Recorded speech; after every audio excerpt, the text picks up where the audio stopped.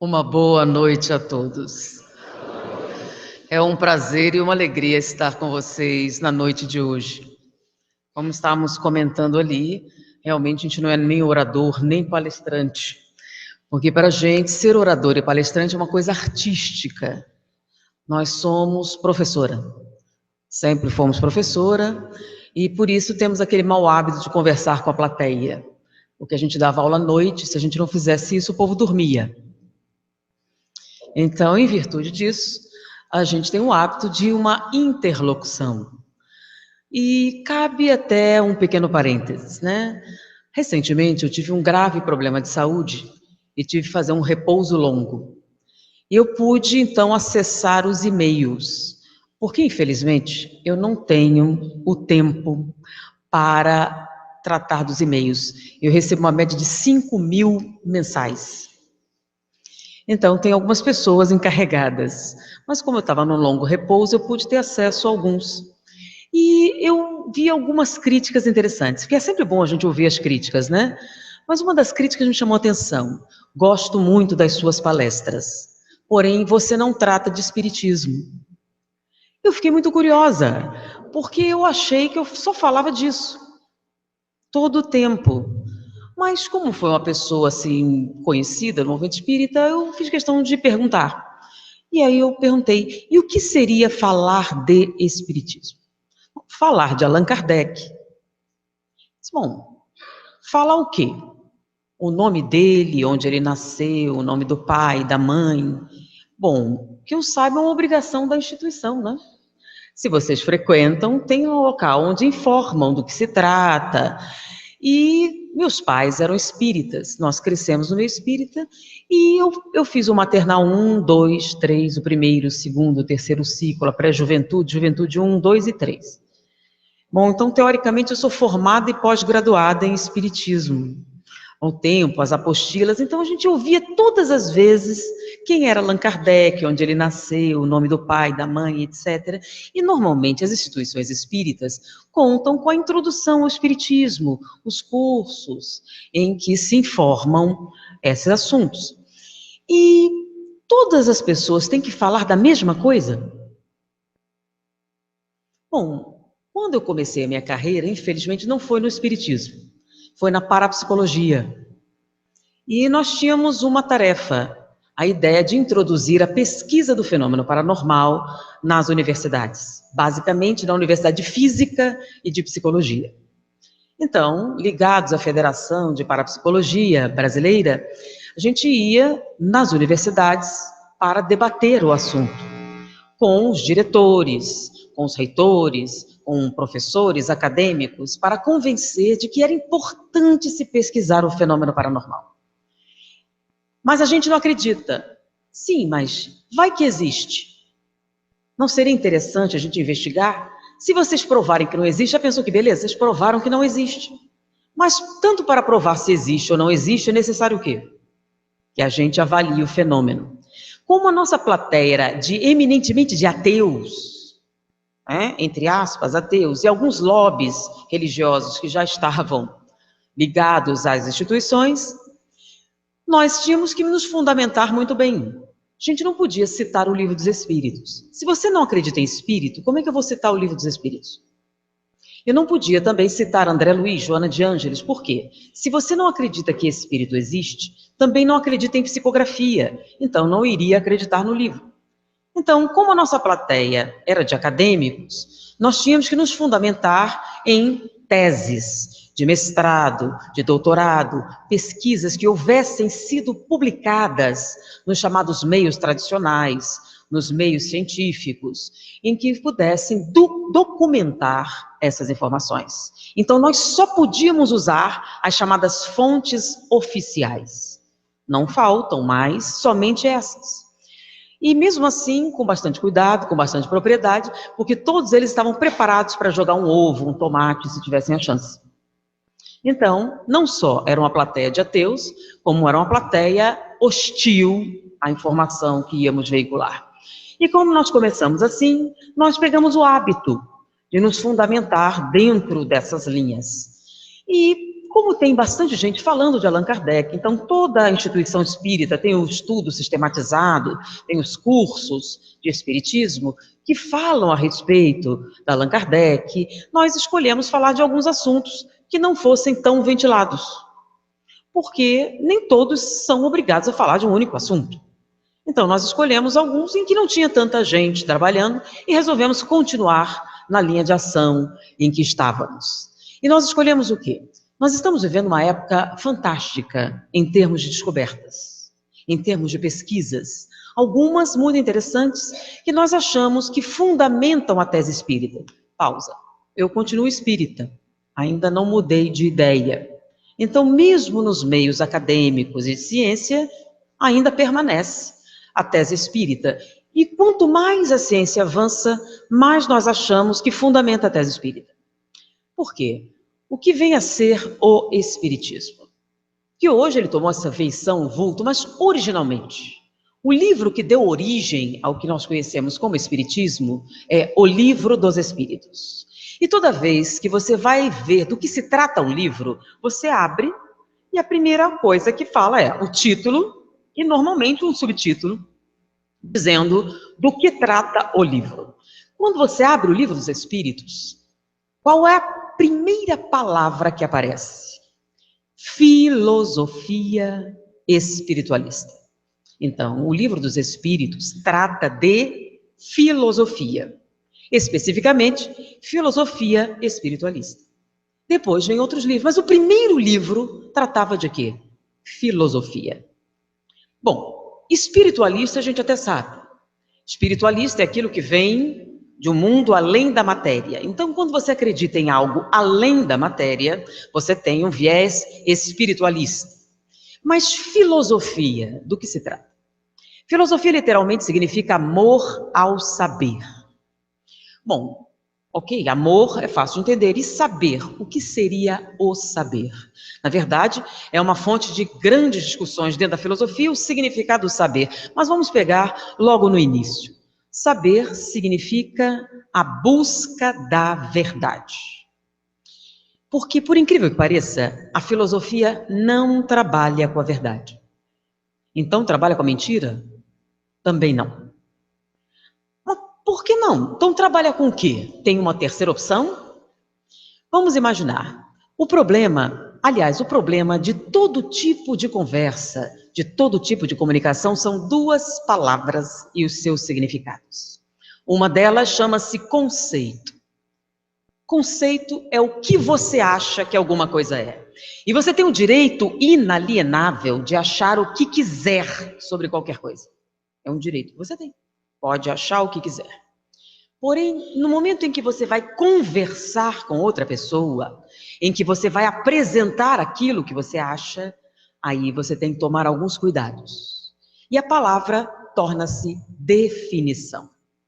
Então, conceito é o que você acha que alguma coisa é. Definir é dizer isso de tal maneira que o que você acha não se confunda com outra coisa, na hora que você apresenta para outra pessoa. Então, se nós não tomarmos o cuidado de definir bem do que estamos falando exatamente, as confusões aparecem. Bom, então se a filosofia não trata da verdade, trata do quê então? Primeiro vamos para o significado de verdade. A verdade é única. Não existe meia verdade, só existe verdade inteira. Então, ou é verdadeiro ou é falso. Bom, se a verdade é única, ela também é absoluta, porque ela é uma só. Porque se você tem a verdade, qualquer coisa diferente é mentira. Então, a verdade é absoluta. A verdade é imutável, porque se é verdade, não há nada a discutir a respeito. Então, ela é absoluta, ela é imutável, ela é perfeita. Porque se é verdade, não há mais nada a acrescentar. Bom, diante dessa definição, perfeita, imutável, constante, absoluta, a pergunta vem: nós somos imutáveis? Não. Nós somos absolutos? Não. Nós somos perfeitos? Logo, não temos capacidade de ver a verdade. porque ela é tudo isso. E para enxergar, nós teríamos que ter também essas qualidades. Como a verdade é impossível para nós no presente estado, a gente pode ver alguma coisa? Pode. É o que a gente chama de conhecimento. Conhecimento é a parte da verdade que somos capazes de ver no momento. Por isso, o conhecimento é mutável. O conhecimento muda. O conhecimento progride, o conhecimento se altera, o conhecimento se adapta. O conhecimento não é imutável. Por quê? Como nós mudamos, a nossa capacidade de ver também muda e passamos a ver mais coisas. Como, por exemplo, há muito tempo atrás, alguém disse que uma das causas do sofrimento cardíaco é a gordura. Logo, manteiga é um veneno para o coração. E aí nós largamos de comer manteiga e fomos todos para a margarina. Passado algum tempo, não, a margarina tem colesterol. E é o colesterol responsável pelos males cardíacos. Então a margarina caiu em desgraça. E aí o pessoal voltou para a manteiga. E recentemente, não, bom mesmo é banha de porco. O que foi que houve? Eles mentiram? Não. Naquele momento em que estavam pesquisando, eles podiam ver a gordura, mas não sabiam que haviam vários tipos de gordura. A nossa tecnologia aumentou. A gente identificou o colesterol especificamente, mas a gente não sabia que tinha um colesterol bom e o ruim. E aí, à medida que a tecnologia cresceu, começamos a identificar cada vez mais coisas. Aí chegamos à conclusão que não é bem o colesterol que é o problema, e sim a associação dele com outras substâncias. Então, eles mentiram antes? Não. Eles disseram a verdade que eles eram capazes de ver naquele momento. Por isso, a ciência não chama de verdade, ela chama de conhecimento. E o conhecimento muda? Sim, da mesma maneira que nós mudamos também. Então, saber é o quê? Conhecimento. Bom, e o que é conhecimento exatamente? E a gente nos refere a Platão, Platão, o criador das academias, que definiu o conhecimento da seguinte maneira: imagine um conjunto que contenha todas as crenças. O que é uma crença? É uma coisa que você acha que é verdade, mas não tem certeza. Mas supõe com bastante intensidade de que seja verdade. Por exemplo, tem gente que acredita que se amarrar um Santo Antônio de cabeça para baixo num poço, agora tem um poço aqui, né? E vai ter uma festa junina, você arruma um noivo. Tem gente que garante que funciona. Bom, mas será que isso é verdade? Alguns acreditam, outros chamam de superstição. Então, existem muitas crenças. Mas existem coisas que são verdadeiras. Então, o conjunto das verdades. Bom, esse conjunto faz uma interseção. Existem crenças que não são verdadeiras, mas existem verdades que ninguém acredita. Por exemplo, existe um site na internet que afirma que a AIDS não existe, que ela foi inventada pela Igreja Católica para atacar os homossexuais. Pregam isso. Então, existem crenças que não são verdadeiras e existem verdades que ninguém acredita. E na interseção existem o quê? As crenças verdadeiras. Mas como é que você sabe que a sua é verdadeira? Não sabe. Como você não sabe, é justamente dentro deste conjunto que se encontra o conhecimento. Então, o que é o conhecimento? É uma crença verdadeira e justificada. Então, algo para ser conhecimento, não basta que você creia, não basta que um grande número de pessoas creia, não basta que a maioria creia. É necessário que você justifique. Só que essas justificativas não são qualquer uma. São justificativas racionais. Bom, uma justificativa para ser racional, ela tem que obedecer algumas regras, algumas leis. E essas leis foram desenvolvidas justamente pela filosofia, que tinha por objetivo fundamentar o que eles acreditavam ser verdadeiro. Então, quando você diz que acredita, basta dizer, eu acredito. E você pode usar qualquer coisa. Não, eu acredito que eu sinto um comichão que vem por aqui, me sobe aqui toda vez que eu escuto isso. Ok, pode ser coceira. Não, eu acredito porque minha mãe acredita e ela é uma mulher muito decente. Se outra pessoa não achar ela tão decente, então, o que seria uma justificativa racional? É uma justificativa que obedece às regras da racionalidade, que são várias. Se a gente for desenvolver, o tempo que me deram não vai dar. Por isso que a gente faz seminário e demora mais tempo conversando. Mas estão disponíveis na internet. Quais são as regras da racionalidade? Mas voltando, são algumas regrinhas interessantes que fazem com que muitas pessoas se dediquem muito, às vezes a vida inteira, para desenvolver determinados argumentos, para fundamentar seus argumentos.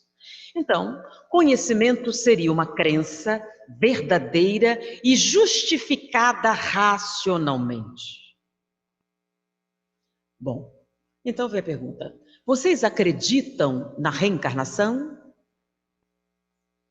Se você não sabe dizer por quê, não é conhecimento, não é filosofia, não é espiritismo. É só uma crença que você tem. Você acredita na comunicabilidade dos espíritos? Se você não sabe dizer por quê, não é conhecimento, não é filosofia, não é espiritismo. É só uma crença que você tem. E assim, qualquer outra. Quer dizer, sim, para que algo não seja apenas uma crença, seja conhecimento, você precisa justificar racionalmente. Você tem que saber por que você deveria acreditar nessas coisas. Por isso que eles cobram tanto do espírita de estudar. Porque para você ser espírita, você precisa fundamentar as suas crenças. Porque senão, é só uma crença que você tem. Como, por exemplo, unicórnios, fadas, duendes, qualquer coisa que você queira afirmar. Então, para que seja filosofia, é necessário fundamentação. Daí a necessidade de estudar. Porque crer, Paulo, vocês têm o direito de crer no que vocês quiserem. Mas para que seja filosofia, e a proposta do Espiritismo é filosófica, precisa de fundamentação. Por isso, infelizmente, a gente não ficou só na fundamentação teórica. Como assim? O Livro dos Espíritos é um livro que trata de filosofia. Normalmente ele apresenta as ideias e raciocina dentro das tendências do pensamento. Porém, Platão, que foi que deu essa definição, teve um discípulo que ganhou muito destaque. E o nome dele era Aristóteles. Aristóteles teve um problema com essa definição. Ele disse: olha, eu concordo que conhecimento é isso até certo ponto. Concordo que conhecimento é uma crença verdadeira e justificada. Porém, para ser conhecimento real, não basta justificar. Para Aristóteles, conhecimento real era uma crença verdadeira, justificada e comprovada. Sem comprovação, era apenas conhecimento teórico e não conhecimento real. Por isso Aristóteles se tornou o pai da ciência. Então, enquanto Platão é considerado assim, o herdeiro da filosofia, Aristóteles é o pai da ciência. Porque para Aristóteles, um conhecimento teórico, para ser real, precisava de comprovação. Bom, como as teses espíritas são filosóficas, ou seja, elas estão fundamentadas em pensamentos lógicos, com justificativas racionais, ou seja, faz muito sentido as coisas que são apresentadas pelo Espiritismo, só faltava então torná-lo aristotélico. Mas o Espiritismo não é só uma filosofia, ele é uma filosofia de bases científicas, para agradar Aristóteles, e consequências ético-morais. E nós nos interessamos muito pela parte aristotélica do Espiritismo, ou seja, essas crenças que a gente tem comprovação? E de onde a gente tira as comprovações? Enquanto que a filosofia é uma digressão do pensamento, em que você apresenta argumentos, em que você questiona. Não há filosofia sem questionamento. Por isso, quanto questionamento você pode ter? Para sempre. Enquanto houver dúvidas, você tem o direito de questionar. Comprovação depende do quê? De experimentação de natureza científica. Sem isso, não há comprovação. E como nos interessávamos pela essa área, enveredamos por essa área, nós achamos que valia a pena fundamentar as teses espíritas dentro das experiências científicas. Então, quando alguém pergunta qual é o tema do ano que vem, não sei. Depende do que os cientistas estiverem fazendo nesse momento. Então, nós costumamos pegar as modernas experiências, e nós estamos vivendo uma época muito fecunda, a época da neurociência, e fundamentar as teses espíritas. Por isso, a gente está sempre acompanhando as tendências e as pesquisas, como nós fazíamos anteriormente, continuamos fazendo. Mas, como eu peguei o hábito de conversar com ateus, eu não tenho o costume de falar para crente. Então, normalmente, eu sempre parto do pressuposto que vocês não acreditam, eu tenho que convencer. Aí tem uma forma de você apresentar que faz dessa maneira. Seria mais fácil já creem mesmo, vamos embora. Não, a gente parte do pressuposto que não creem e nós temos que fundamentar. E nós, recentemente, tivemos uma notícia muito boa. Acabou de sair do forno uma pesquisa tão dramática, com ramificações tão importantes, que o Congresso americano fez uma reunião após o resultado ser publicado, reuniu um grupo significativo de autoridades, produziu uma cartilha sobre essas pesquisas e distribuiu gratuitamente na rede de ensino. Era uma cartilha voltada para professores. E o nome era Neurociência para Educadores, por causa dos resultados dessa pesquisa. A pesquisa levou 64 anos para ser concluída. A primeira parte dela levou 50. Então, começou com um psicólogo que na década de 50, 60, fez alguns experimentos com crianças de 4 e 5 anos. Ele fez um pequeno experimento com as crianças e esse experimento recebeu da mídia o apelido de teste do marshmallow. Esse teste envolvia crianças pequenas, o teste foi feito e esse pesquisador acompanhou as crianças que participaram do teste por 50 anos e acompanhou o seu desenvolvimento psicológico. Após acompanhá-las durante 50 anos, ele chegou a uma conclusão. E essa conclusão foi tão surpreendente que fez com que ele se associasse a um grupo de neurologistas para fundamentar essa tese. O que ele conseguiu após 10 anos de pesquisa. Depois que ele concluiu aquilo, ele resolveu testar a teoria de que aquele achado poderia ser desenvolvido. Então, como ele já estava idoso, a sua filha acompanhou então essa terceira fase, em que ela fez um treinamento com algumas crianças para ver se os resultados seriam o mesmo. Ao final de toda essa experimentação, produziu-se um livro que foi lançado em 2014. E o resultado foi tão impactante e a metodologia tão definida que assustou, o Congresso. E eles resolveram que essa informação tinha que ser imediatamente passada para os educadores para que eles assimilassem aquelas descobertas. E o mais incrível foi que o livro já foi lançado no Brasil também. Normalmente demora muito para chegar, mas dessa vez foi rápido. É o milagre da internet. Então, em virtude da democratização da informação, nós também estamos tendo acesso à informação em português. Mas por que você se interessou por este assunto e vem falar sobre ele no Centro Espírita? Então, de novo, partindo do pressuposto que vocês não acreditam em nada. Vocês acreditam... Aliás, vocês sabem o que é o Pai Nosso? Sabem o que é o Pai Nosso? Eu sempre pergunto, gente, é um mau hábito, não tem jeito, não tem cura. Mesmo filmando para a internet. Então, o que é o Pai Nosso? É uma prece. Okay. Quem ensinou essa prece? Jesus. E é importante? Muito importante? Sério que vocês acham importante? Ok. Eu vi a maioria balançar a cabeça, então é uma prece importante, ensinada por alguém muito importante. Bom, e do que se trata essa prece? Qual é o objetivo dela? Conversar com o Criador. Então, é uma prece ensinada por Jesus para a gente conversar direito com o Criador, é isso? Então, ela é ainda mais importante.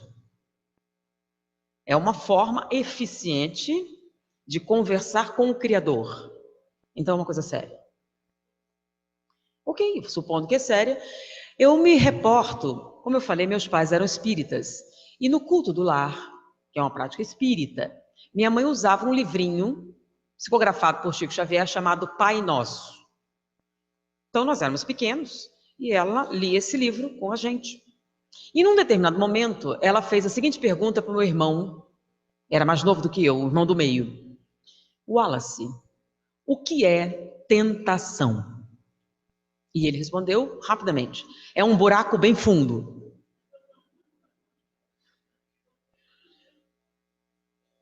Interessante.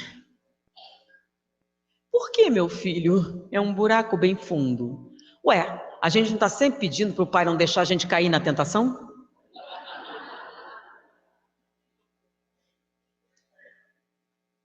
Não deixa de ser, né? Filosoficamente, fica profundo. Porém, é essa a mesma ideia? Tentação é um buraco bem fundo. Não é não? Bom, então o que é tentação? Porque o que me chamou a atenção, por que você fez essa associação com a pesquisa? Porque eu estava assistindo, estava numa espera para uma consulta médica e estava num canal protestante e um entrevistador estava perguntando a crianças sobre coisas da Bíblia, né? E um dele perguntou sobre o demônio. Perguntou para uma criança sobre o demônio, uma criança mais ou menos da idade do meu irmão, sobre o demônio. E ele disse assim, meu filho, você sabe o que é o demônio? Sei. O que é o demônio? É o homem do saco. Por que, meu filho, é o homem do saco? Ah, porque Deus nos adverte contra o homem do saco. Adverte? Onde, meu filho? Sim, a gente sempre tem que pedir a Deus para nos livrar do mal, amém. É, o mala, amém. E livrai-nos do mal, amém. Mal, amém. O homem do saco. Então, será que essa prece faz sentido para as crianças se elas não sabem o que é tentação ou se preocupa muito com o mal, amém? E aí fica a pergunta, o que é tentação? Tentação é uma coisa ruim? Bom, se fosse ruim, ninguém ficava tentado, né? Então, não pode ser uma coisa ruim, pode? Por que você queria uma coisa ruim? Por que pedir para Deus livrar você da tentação? Você mesmo se livrava, né? Então, tentação, uma coisa boa ou uma coisa ruim? Especificamente, o que é tentação? Por isso eu vou recomendar para vocês um livro extraordinário, aliás, um dos livros mais importantes já publicados. Chama O Dicionário.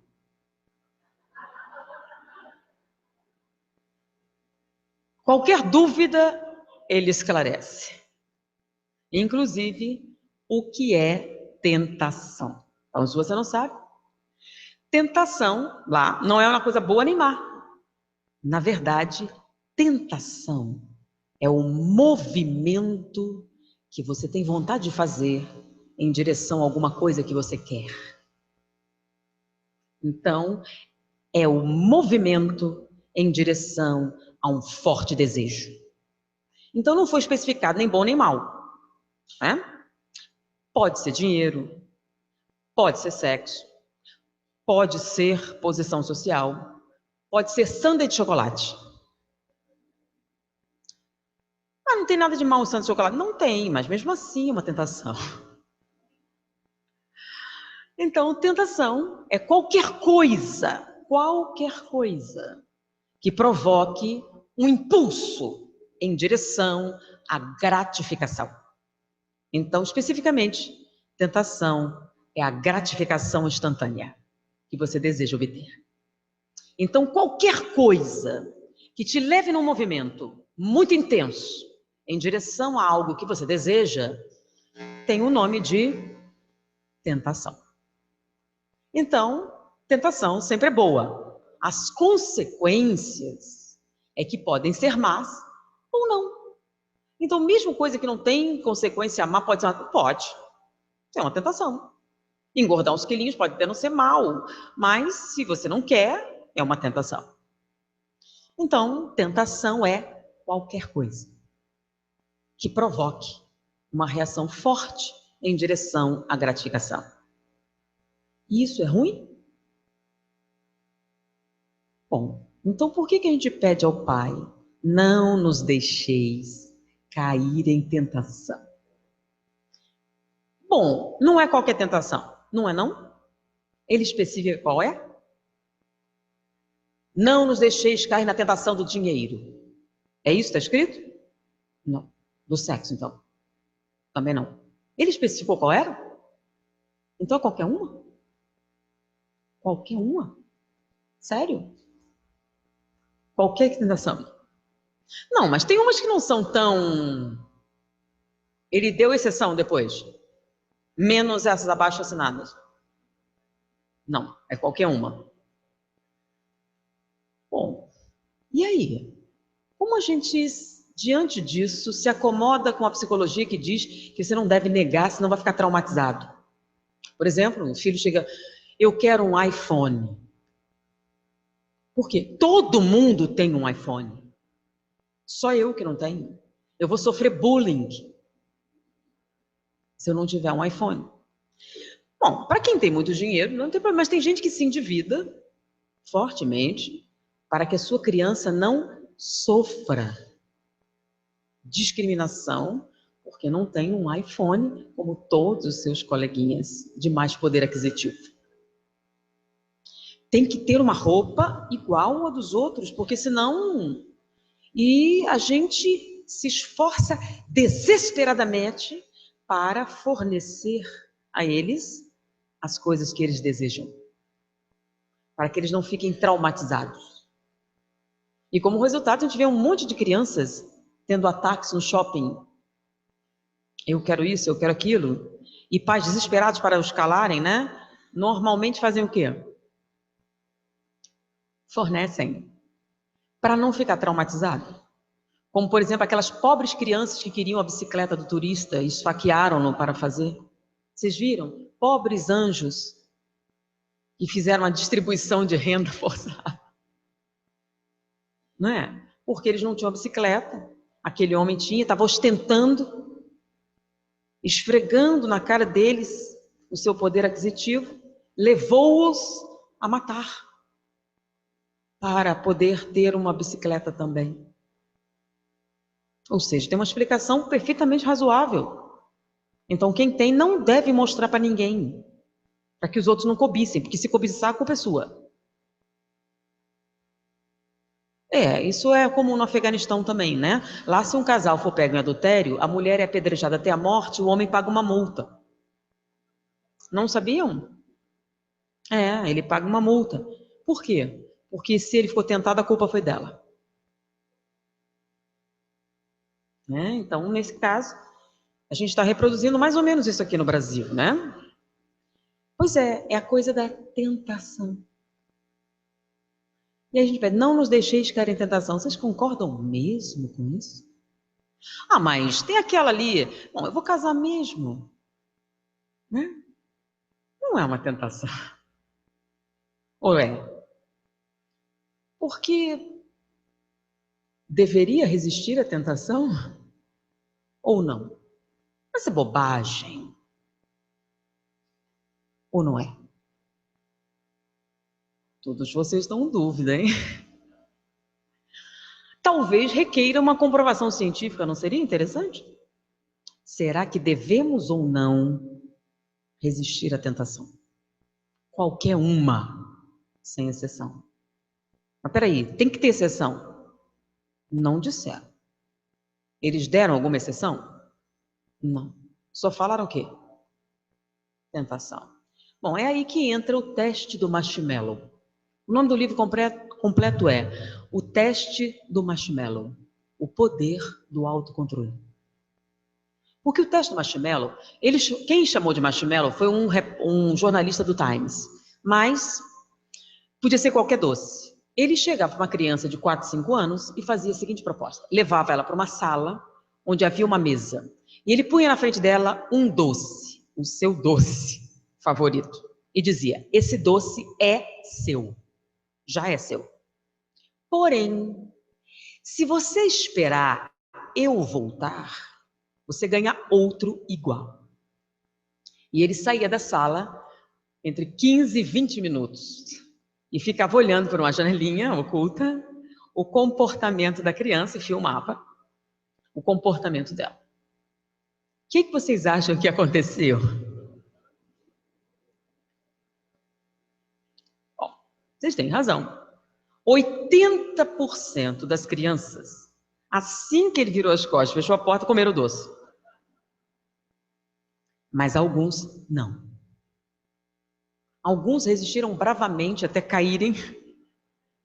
Teve um que cheirava o doce, lambia pelos cantos e resistiu bravamente.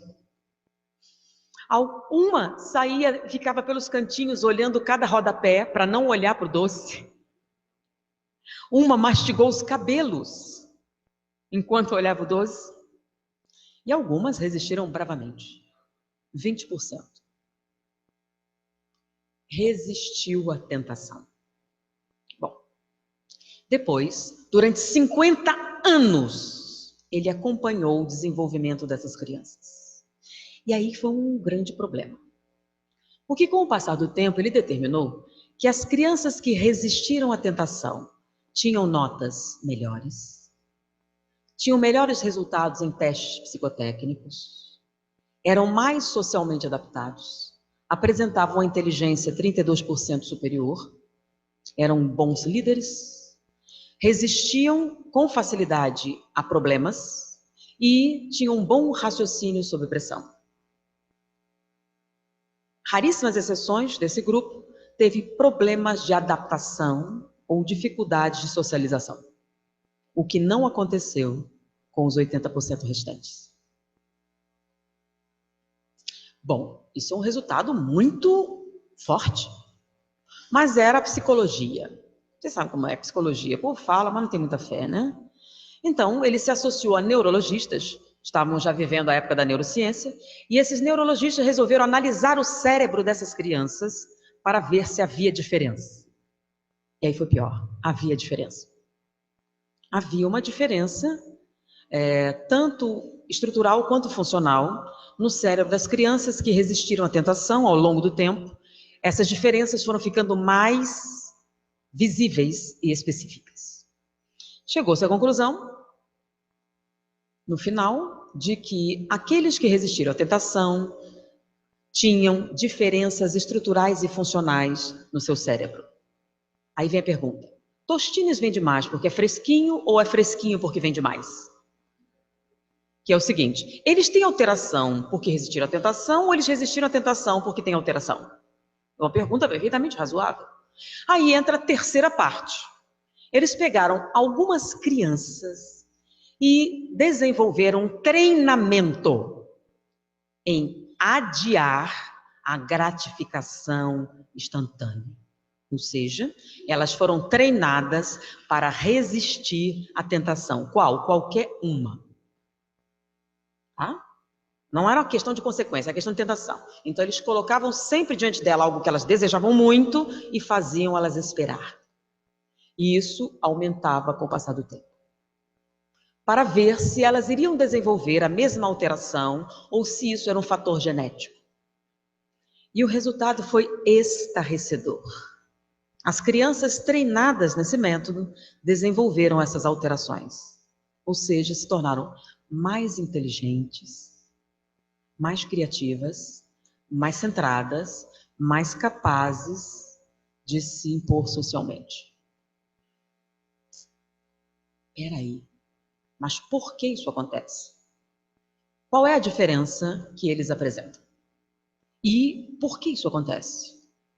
Então ele escreveu o livro O Teste do Marshmallow, O Poder do Autocontrole. O que é que se descobriu durante essa experiência? É uma coisa muito simples. Toda vez que a gente tem um desejo, nós produzimos uma substância. Por exemplo, fome. Fome é uma sensação agradável? Na verdade, é uma sensação muito desagradável. E de onde a fome vem? Você tem uma hipoglicemia, baixa de energia, tem um sensor no cérebro, ele registra isso e dispara o mecanismo da fome. Então, um centro libera no organismo uma substância chamada catecolamina. E a catecolamina provoca uma sensação extremamente desagradável, que tem por objetivo forçar você a agir. Com que objetivo? Saciar a fome. E aí você faz. O que é perfeitamente natural. O problema é que nem sempre a fome que você sente é proporcional ao mal-estar. Por exemplo, você está morto de fome, abre a geladeira, pega uma maçã e morde. O que você sente nessa hora? Um bem-estar enorme, né? Uma satisfação, uma sensação ótima na hora que você está mordendo. Mas a maçã nem chegou no estômago ainda. Então você satisfez a fome? Não. Tá? A necessidade de alimento ainda está lá.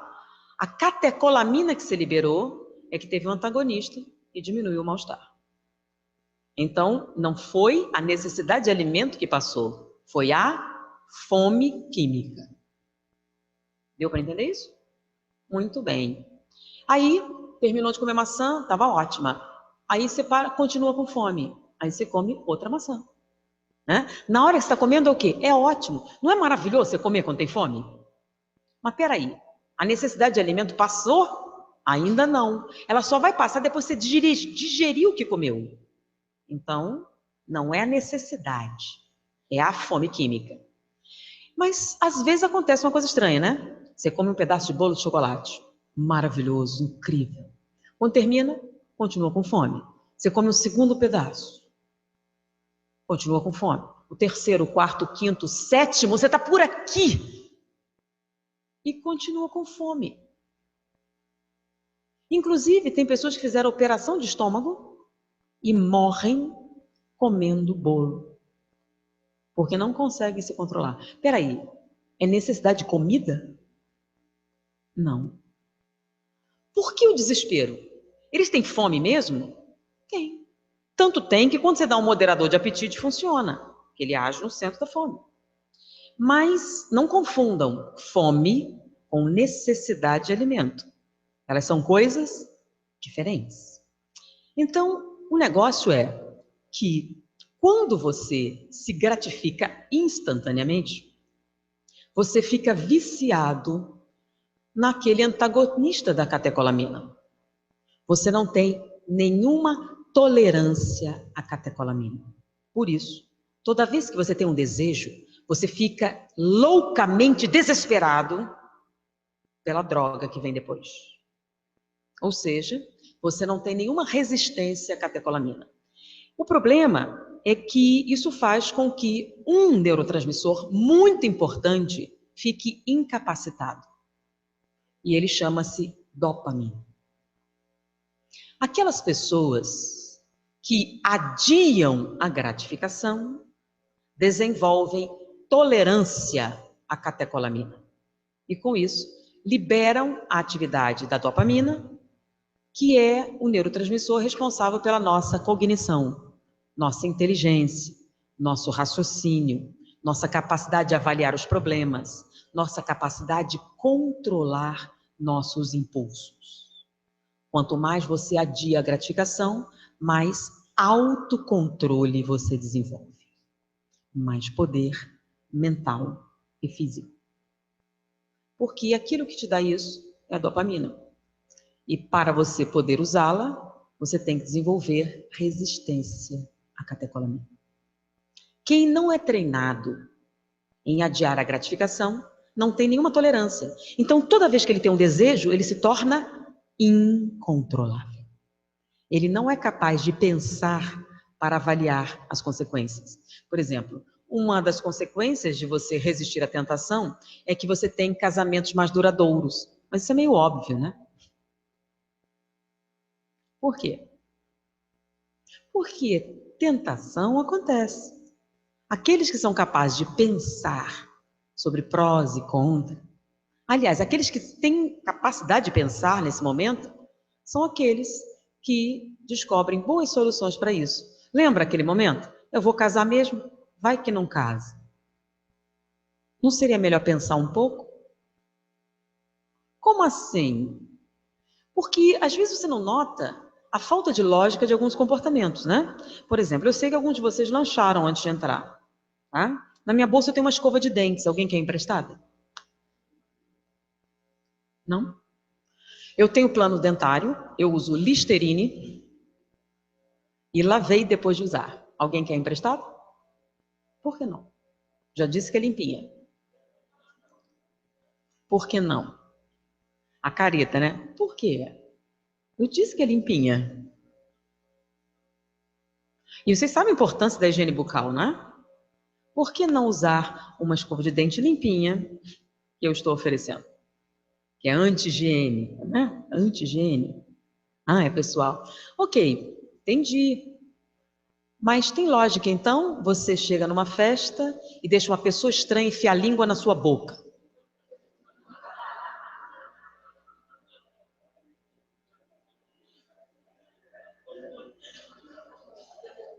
Você tem certeza que ela lavou a língua antes de fazer isso? Me diga que isso não é uma incoerência. Pior, às vezes mais de um. Ah, beijei 5. 5 pessoas estranhas enfiaram a língua na sua boca e você acha normal. Não pensou nisso, né?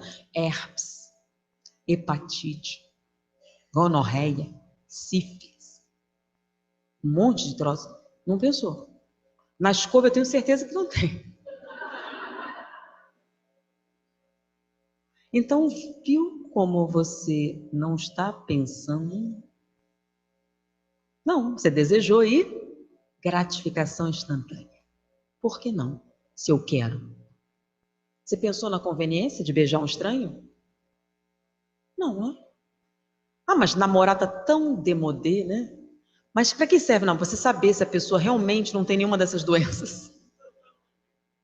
Sim, saber se a pessoa é limpa, se tem plano dentário. Hã? Olhando dá para ver? Não. Mas por que você não pensa nisso na hora? E eu não estou falando isso só para ilustrar. Nós, durante 2 anos, trabalhamos numa enfermaria de pacientes terminais do vírus da AIDS há 30 anos atrás. Então, na época, conhecemos um casal, acho que era um dos casais mais bonitos que eu já vi. O esporte deles era ir para a praia, passar AIDS. Porque eles diziam, já que vamos morrer, vamos levar o maior número de pessoas conosco. E eles eram lindos. Então, quem vê cara, não vê os dentes. Então, talvez pensar um pouco antes de fazer poderia ser interessante? Ou melhor ainda, pensar antes de casar. Porque no Livro dos Espíritos você tem lá casamento de provas, casamento de expiação, casamentos afins, mas vocês não estão levando em consideração uma quarta modalidade que é moderna, que é o acidente de percurso. Foi para um bar, encheu a cara e deu no que deu. É muito comum hoje em dia. Por quê? Não nos deixeis cair em tentação. Mas é tão fora de moda. Ou de repente é um buraco bem fundo. Ou é só aquilo. As consequências podem ser positivas. Mas se você pudesse usar a sua dopamina, raciocinar, pesar os prós e contras dessa situação, não seria mais interessante? Então, quando ele diz, não nos deixeis cair em tentação, do que está falando exatamente? Não nos deixeis cair no desejo da gratificação instantânea. Que nos ajude a desenvolver o intelecto.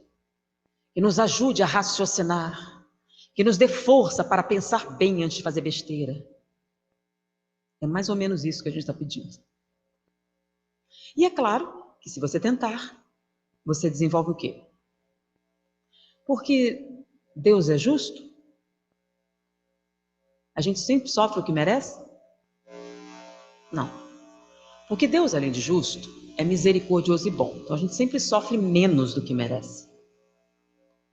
Como assim? Quem desenvolve a doença? Nós. Nosso comportamento. E a misericórdia entra onde? Novalgina, Tilenol, cirurgia reparadora, Prozac, antidepressivo, para ajudar a gente a lidar com as consequências do nosso comportamento. Que existem os atenuantes, né? A gente até que não merecia tanto, mas eles existem. Mas não era melhor a gente pensar antes de fazer? Para não ter que enfrentar as consequências? Sim, mas é isso que a prece propõe.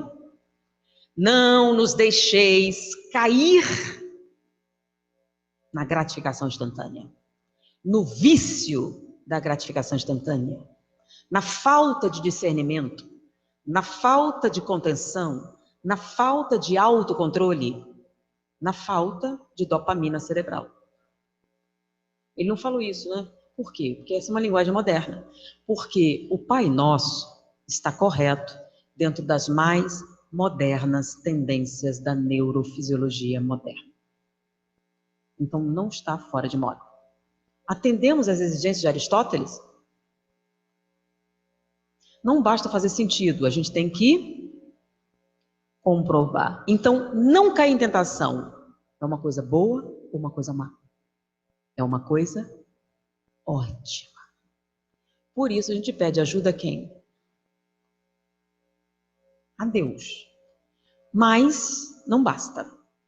Nós temos também que ajudar aqueles que estão sob nossa responsabilidade, treinando-os em adiar a gratificação instantânea, para que eles possam desenvolver a resistência à catecolamina, aumentar a eficácia da dopamina e desenvolver pessoas mais socialmente integradas, com maior capacidade intelectual, com mais criatividade, bons líderes, pessoas que têm casamentos duradouros, pessoas que funcionam bem sob pressão, pessoas com mais sucesso. Porque a principal coisa que a dopamina promove é o que se chama hoje inteligência emocional. Está naquele livro do Daniel Goleman, né? Porque não adianta você ter um QI alto se não for capaz de controlar as suas emoções. Qual é o neurotransmissor responsável pelo autocontrole? Dopamina. Então, se você não trabalhar bem a catecolamina, a sua dopamina perde eficácia. Então, Pai Nosso que estás no céu, não dê uma mão para lembrar disso. Toda vez que a gente for rezar e explicar para as nossas crianças, como o governo americano achou interessante explicar para os seus educadores. Foi um prazer estar com vocês. Muita paz.